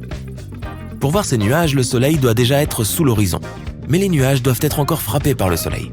C'est possible pour les nuages les plus élevés qui sont situés à environ 80 km d'altitude. Nous ne pouvons pas les voir pendant la journée car ils sont trop pâles. Les cercles de fées, également connus sous le nom de rondes sorcières, sont d'énigmatiques formations annulaires de champignons qui apparaissent dans les prairies et les zones forestières. Les scientifiques ne savent pas expliquer pourquoi ces champignons parviennent à former des cercles presque parfaits. Mais les superstitieux prétendent que des fées brûleraient le sol en dansant, provoquant une croissance rapide des champignons alentour. En fait, c'est en partie vrai. Ces champignons poussent dans des endroits où l'herbe s'est flétrie. L'Amazone, l'un des plus longs fleuves de notre planète, s'étend sur 6500 km, ce qui représente une distance supérieure à celle qui sépare Vienne de New Delhi. Mais il y a un fleuve en Amérique du Sud qui surpasse doublement l'Amazone. Premièrement, il est plus large. Deuxièmement, personne ne l'a jamais vu. Il s'agit du jumeau enfoui de l'Amazone, le Rio Hamza, et il s'écoule à 4 km sous terre. Les scientifiques l'ont découvert il y a 10 ans, en 2011. Ne cligne pas des yeux ou tu manqueras ce phénomène météorologique des plus rares. Les sprites rouges sont des décharges électriques dans le ciel qui ressemblent un peu à des aurores. Elles sont super puissantes, environ 10 fois plus que les éclairs ordinaires. Mais elles ne durent que quelques secondes. On les a photographiées pour la première fois en 1989 et il existe encore très peu de photos et d'enregistrements vidéo de ces éclairs. Pour faire une vidéo qui puisse montrer nettement les sprites rouges, il faudrait environ 7000 images par seconde. Bon salut. La Lune. Notre fidèle ami. Notre seul compagnon dans ce grand espace sombre et froid.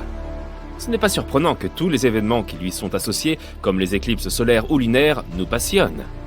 Mais qu'en est-il de la lune noire, la lune bleue, la super lune? En as-tu déjà entendu parler?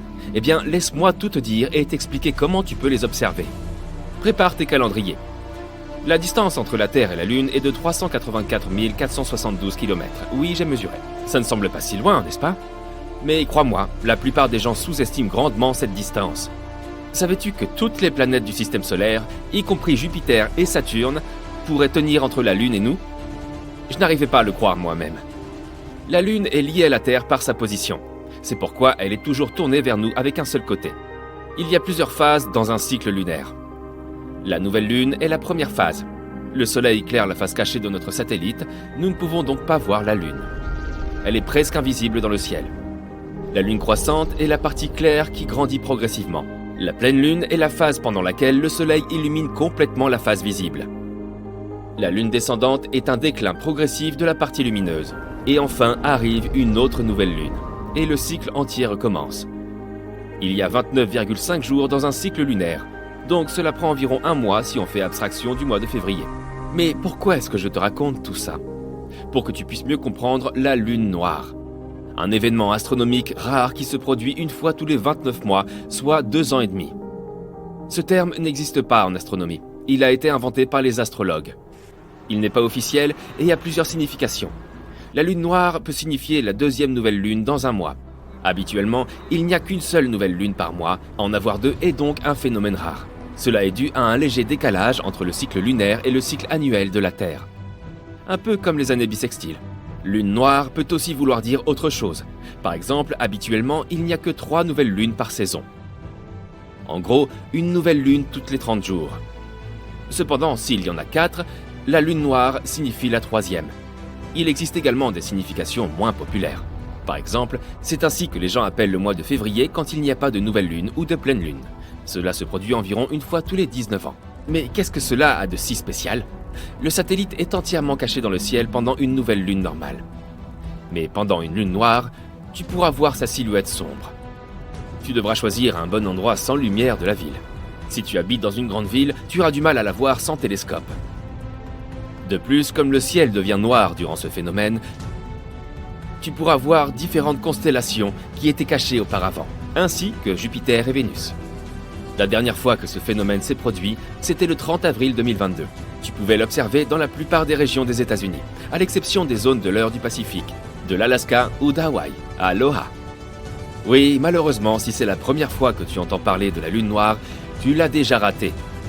Tu devras maintenant attendre encore 2 ans et demi. La prochaine lune noire aura lieu en septembre 2024 selon la méthode standard et le 19 mai 2023 selon la méthode saisonnière. Mais ne t'inquiète pas, tu pourras toujours voir un autre événement astronomique. Il était une fois une lune bleue. Je ne me moque pas de toi, je suis sérieux. Tu peux toujours voir la lune bleue. Enfin, pas littéralement, bien sûr. La lune ne devient pas bleue. C'est juste ce que les astrologues appellent la deuxième pleine lune en un mois. Les lunes noires et bleues sont similaires par définition, mais elles sont en fait opposées. Si la lune noire est une deuxième nouvelle lune rare dans un mois, la lune bleue est une deuxième pleine lune rare. Elles se produisent aussi toutes les deux tous les 29 mois. Pas si rare, n'est-ce pas ? Il est assez ironique que cet événement soit nommé la lune bleue. Le folkloriste Philip Hiscock suppose que le terme lune bleue, dans sa version calendaire, a été inventé par l'almanach des fermiers du Maine en 1937. Un autre événement astronomique intéressant s'appelle la superlune. Fais le plein de télescopes et cherche des collines, car tu verras une lune exceptionnellement brillante et grande, comme celle que l'on voit seulement dans les films. Que signifie exactement une superlune ? Tu vois, la Lune ne tourne pas autour de la Terre dans une orbite circulaire. Son orbite est elliptique, et l'endroit où elle est le plus proche de la Terre est appelé périgée. Une superlune est un phénomène qui se produit lorsque la pleine Lune coïncide avec le périgée. Pour cette raison, elle nous semble particulièrement grande et brillante. Son diamètre est 14% plus grand, et elle est 30% plus brillante que d'habitude. À ce propos, ce phénomène est souvent confondu avec l'illusion lunaire. Pendant l'illusion lunaire, la Lune est basse au-dessus de l'horizon et paraît visuellement plus grosse. Sur les 12 ou 13 pleines lunes annuelles, 3 ou 4 sont des superlunes. Mais la plupart d'entre elles ne sont pas très significatives. Tu ne verras probablement pas de différence du tout. Les plus intéressantes sont les grandes et rares superlunes. Pendant celles-ci, la Lune devient réellement grande. La dernière grande superlune s'est produite en 2016. Malheureusement, les superlunes de grande envergure sont rares et se produisent environ une fois tous les 18 ans. La prochaine se produira seulement en 2034, mais nous pouvons observer des superlunes plus petites assez fréquemment. En 2022, elles auront lieu le 14 juin et le 16 juillet.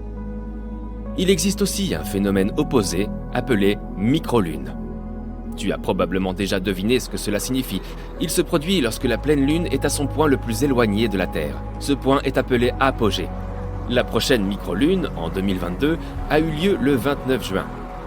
En 2023, nous pourrons l'observer le 7 janvier, le 5 février et le 16 août. Bien sûr, tu n'es pas obligé de suivre chacun de ces événements. La plupart des gens sont plus intéressés par des éclipses lunaires et solaires. D'ailleurs, fais-tu partie des personnes qui confondent ces deux événements ? Fais le test. Mets cette vidéo en pause. Décris ce que signifient ces deux éclipses. Comparons ta réponse avec la définition correcte. Tu es de retour ? Ok. Donc, une éclipse solaire est un phénomène où la Lune recouvre entièrement ou partiellement le Soleil. Une éclipse solaire est possible uniquement pendant la nouvelle Lune, lorsque la Lune elle-même n'est pas visible. Beaucoup de gens pensent que cet événement est incroyablement rare, mais ce n'est pas tout à fait vrai. Une éclipse lunaire est un phénomène au cours duquel la Lune se trouve complètement ou partiellement dans l'ombre projetée par la Terre. L'éclipse lunaire peut seulement se produire pendant la pleine Lune, lorsque la Lune se trouve à proximité du nœud de son orbite. Si tu as deviné, bravo! Sinon, ne t'inquiète pas. Beaucoup de gens les confondent. En 2022, une éclipse solaire partielle aura lieu le 25 octobre. Elle sera visible en Europe, en Asie du Sud et de l'Ouest, en Afrique du Nord et de l'Est, et dans l'Atlantique.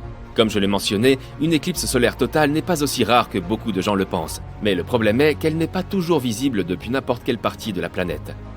Donc si tu veux voir cet événement, assure-toi de consulter le calendrier et de voir depuis quelle partie de la Terre tu pourras le voir. Et n'oublie pas des lunettes spéciales. Les éclipses lunaires sont cependant beaucoup plus fréquentes. Les éclipses lunaires partielles se produisent presque tous les mois, mais une éclipse lunaire totale aura lieu en 2022, dans la nuit du 7 au 8 novembre. Tu pourras la voir dans presque toutes les régions du monde, sauf en Afrique. J'ai entendu dire que les zèbres étaient carrément dégoûtés. La Lune est un satellite vraiment fascinant. Tu penses que c'est juste une petite boule de roche. Mais en réalité, il y a tellement d'événements intéressants qui lui sont liés. Quels événements lunaires rares as-tu vus ou veux-tu voir dans ta vie ? As-tu observé des événements astronomiques rares et fascinants ? N'hésite pas à les partager dans les commentaires. Le volcan Kawah Ijen, situé en Indonésie, n'est pas une montagne de lave ordinaire. Au lieu de produire de la fumée noire et de la lave rouge, comme le font la plupart des volcans, cette excentrique montagne laisse échapper une flamme bleue et de la lave bleue électrique. Ce phénomène se produit car le volcan contient des niveaux de soufre parmi les plus élevés au monde. Et lorsque les gaz sulfureux interagissent avec l'air brûlant et sont éclairés par la lave en fusion, ils commencent à devenir bleus. Malheureusement, tu ne peux voir ce spectacle envoûtant que la nuit. Mais tu peux le sentir toute la journée. À propos, le plus grand lac acide du monde se trouve aussi à l'intérieur de ce cratère. La mer Morte a une forte concentration de sel et de minéraux par rapport à d'autres mers, même si techniquement, c'est un lac. Il est presque impossible de s'y baigner, mais les gens s'y rendent pour profiter de substances chimiques naturelles pour le corps. Flotter à la surface est un excellent moyen de se détendre. Cette ancienne étendue d'eau a reçu son nom car, étant 9,6 fois plus salée que les océans, aucun organisme macroscopique ne peut y vivre. On y trouve que quelques bactéries et champignons qui apprécient le sel. C'est aussi l'endroit le plus bas de la Terre, à 427 mètres sous le niveau de la mer. Il existe une grotte de cristal souterraine au Mexique et elle ressemble à un monde interstellaire. Elle se trouve à environ 305 mètres sous la surface. Et chaque pointe mesure jusqu'à 11 mètres de long et pèse jusqu'à 55 tonnes. Ces cristaux font partie des plus grands du monde. La plage de Luskentyre est une étendue sans fin de dunes de sable blanc et d'eau azur. Mais ne te laisse pas tromper par cet aspect tropical, elle est située en Écosse. C'est pourquoi elle a cette apparence en mai et juin seulement. En décembre, l'endroit ne reçoit en moyenne qu'1 heure d'ensoleillement par jour, ce qui le rend tout aussi spectaculaire, mais dans un style monochrome. Les Georgia Guidestones sont une structure de pierre géante disposée en étoiles. Elle comporte des inscriptions en 8 langues, dont l'hindi, le chinois et le swahili. Elle présente également un calendrier astronomique terminé en 1980 et a été érigée pour durer des siècles. Personne ne sait qui l'a construite ni pourquoi. Dans le centre de la Californie se trouve le parc national de Sequoia, où l'on peut marcher dans la forêt des géants. Il existe depuis des milliers d'années. Plus de 8000 séquoias colossaux règnent sur la Terre et 10 d'entre eux font partie des plus grandes plantes vivantes du monde. Le général Sherman est estimé avoir près de 2700 ans et il est considéré comme le plus grand arbre vivant connu au monde en termes de volume. Les célèbres têtes de pierre de l'île de Pâques existent depuis des centaines d'années. Personne ne sait exactement pourquoi elles ont été construites. Certains scientifiques pensent que la population locale croyait que les statues rendraient le sol plus fertile. L'analyse du sol a prouvé que les têtes ont bien fait leur travail. C'est le meilleur endroit de l'île pour l'agriculture. La composition chimique des anciennes sources d'eau chaude de Pamukkale, en Turquie, donne un aspect magique à l'eau qui se déverse sur le bord. Elles sont bénéfiques pour purifier non seulement le corps, mais aussi l'esprit. Tout au fond de l'Arabie Saoudite se trouve un rocher parfaitement tranché en son centre, avec ses deux moitiés posées parallèlement. Ce qui rend Al-Nasla si unique, c'est qu'il n'a pas été fait artificiellement, mais est le résultat du travail de la nature au fil des siècles. Ce glacier peut donner l'impression que quelqu'un a laissé tomber des tonnes de peinture rouge au milieu de l'Antarctique, mais c'est en fait une couleur naturelle. Les chutes de sang sont le résultat d'une eau extrêmement salée mélangée à de l'oxyde de fer, ce qui donne cette ambiance sinistre au milieu de nulle part. Début mai 2018, les habitants de la Nouvelle-Angleterre ont pu observer l'un des phénomènes les plus effrayants et les plus dangereux qui soient, une tornade à très longue trajectoire. L'effrayant phénomène naturel a commencé sa course non loin de Charleston, dans le New Hampshire, et s'est dirigé vers la ville de Webster, dans le comté de Merrimack. Il a fallu 33 minutes à la tornade pour parcourir 58 km et devenir la 3e sur la liste des tornades à la trajectoire la plus longue en Nouvelle-Angleterre. Aux Philippines, tu peux nager dans des eaux parmi les plus cristallines du monde et découvrir un monde sous-marin sous tes pieds dans la province de Palawan. La ville de Coron possède des plages de sable blanc avec de nombreux petits bateaux qui naviguent dans les nombreux paysages étonnants. Tristan d'Acunha est un petit archipel volcanique de l'Atlantique dont les plus grosses voisines sont les villes de Buenos Aires en Argentine et Le Cap en Afrique du Sud. Il faut 7 jours de bateau pour se rendre dans ce lieu unique. Si tu veux t'échapper du reste du monde, en séjournant parmi les 280 habitants, tu auras l'impression d'être loin de tout. Pendant la première semaine de janvier 2018, un temps exceptionnellement froid sévissant dans le nord-est des États-Unis a gelé l'océan Atlantique à North Falmouth, dans le Massachusetts. L'océan était tellement gelé que les gens pouvaient marcher sur les vagues. C'est évidemment quelque chose qu'on ne voit pas tous les jours. Le sable rouge est ce qui rend cette plage si unique, et la raison pour laquelle les touristes affluent au Tianjin, en Chine. Une plante de couleur rouge appelée Suaeda salsa vit dans l'eau salée. Toute la plage est recouverte de rouge et seule la couche supérieure de la mer est visible. S'il y a bien une chose qui semble défier la gravité, c'est la pierre de Davasco en Argentine. L'énorme rocher de 300 tonnes se tient de façon précaire au bord d'une falaise et se balance un peu d'un côté à l'autre sous l'effet du vent. Les gens l'ont même vérifié en mettant des bouteilles en verre sous l'un de ses bords. Elles ont explosé avec un mouvement du rocher. Malheureusement, aujourd'hui, tu ne peux plus voir cette merveille de la nature telle qu'elle était il y a un siècle. En 1912, le rocher est soudainement tombé du perchoir qu'il occupait depuis des centaines d'années.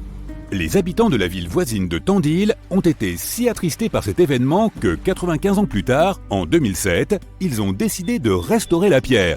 Ils en ont fabriqué une réplique en plastique et l'ont placée au même endroit et dans la même position. Ainsi, même aujourd'hui, en passant par Tandil, tu peux voir son célèbre rocher en équilibre, même si c'est davantage un symbole, puisqu'il ne se balance plus et ne pèse plus que 9 tonnes. Mais il est néanmoins immédiatement reconnaissable. Socotra est une île aux allures extraterrestres située au large des côtes du Yémen, dans l'océan Indien, avec l'un des arbres les plus uniques au monde. On l'appelle le dragonnier, et on ne le trouve que sur cette île étonnante. En 2008, elle a été reconnue comme un site du patrimoine mondial. Si tu vois un jour une colonne d'air compacte et brûlante, ne panique pas, ce n'est pas la fin du monde. La combinaison effrayante de bruits de tourbillons et de brasiers brûlants signifie que tu es sur la trajectoire d'une tornade de feu. Ce phénomène dangereux se produit principalement pendant les feux de forêt. Les incendies créent une grande zone d'air très chaud juste au-dessus du sol. Lorsque cet air brûlant se mélange à l'air plus frais situé plus haut, il en résulte un tourbillon qui brasse des débris brûlants et des flammes. Les tornades de feu les plus puissantes peuvent s'étendre sur des centaines de mètres dans le ciel. La Maison du Mystère à Gold Hill, dans l'Oregon, étonne ses visiteurs avec des effets défiant la gravité. Tu ne peux pas te tenir droit. Tu te penches toujours sur le côté et tu dois te tenir à quelque chose pour garder l'équilibre. Les balles roulent vers le haut et il y a un balai qui reste parfaitement immobile où que tu le poses, contrairement à presque tout le reste dans la cabane. Les tribus amérindiennes locales appelaient cet endroit le terrain interdit avant même que la maison n'y soit construite, et elles évitaient de s'en approcher. Mais les propriétaires de la cabane ont décidé d'en faire une attraction et ils ont réussi. Ils ont créé une atmosphère de mystère autour de l'endroit et ont répandu la nouvelle dans les journaux et plus tard sur Internet. Et voilà, une anomalie parfaite est née. En fait, ce n'est rien de plus qu'une curiosité, une illusion d'optique créée par l'homme qui trompe tes yeux et tes autres sens. Si tu voyages aux Philippines, en Indonésie ou en Papouasie-Nouvelle-Guinée, tu auras la chance de voir certains des arbres les plus insolites et les plus joyeux du monde. Le tronc de l'eucalyptus arc-en-ciel a l'air d'avoir été peint en orange, vert, rouge, violet, jaune, marron et bleu. Certains arbres sont si lumineux qu'ils semblent artificiels. L'eucalyptus arc-en-ciel perd régulièrement des bandes d'écorce, ce qui révèle une couche verte brillante en dessous. Un peu plus tard, cette couche verte change progressivement de couleur et comme la mue se produit à un moment différent à différents endroits du tronc, l'arbre commence à avoir un aspect multicolore et très attrayant. Le Yémen abrite les plus vieux gratte-ciel et la plus ancienne métropole du monde. L'ancienne ville de Shibam est considérée comme le Manhattan du désert, en raison de la collection de bâtiments en terre qui sortent du sol du désert. Elle servait d'étape pour les caravanes pendant l'Antiquité.